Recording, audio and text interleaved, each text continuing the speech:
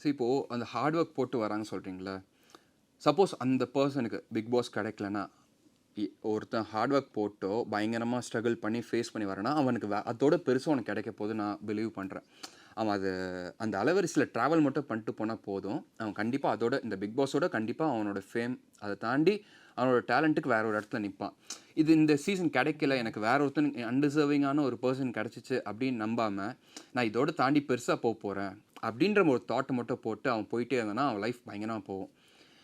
ஏன்னா நான் சீசன் 3க்கு அப்புறம் எனக்கு ஒரு சின்ன கான்டாக்ட் கிடச்சி சீசன் 4க்கு நான் ட்ரை பண்ணுறேன். சீசன் முடித்தோடனே நான் போய் ட்ரை பண்ணுறேன். நான் போயிட்டு கதை ஆடிஷன் அட்டன் பண்ணேன், எனக்கு கிடைக்கல.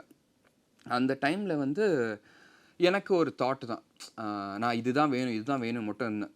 அது ஒரு ஒரு 2 இயர்ஸ் 3 இயர்ஸ் வரைக்கும் பயங்கரமாக ட்ரை பண்ணிட்டே இருந்தேன். அதுக்கப்புறம் வந்து இல்லை நம்ம அது ஒரு பக்கம் இருக்கட்டும், அது வந்தால் ஒரு போனஸாக இருக்கட்டும். ஆனால் அதை தாண்டி நான் என்னோடய டேலண்ட் வந்து நான் வேற ஒரு இடத்துல நான் காட்டிகிட்டே இருப்பேன்.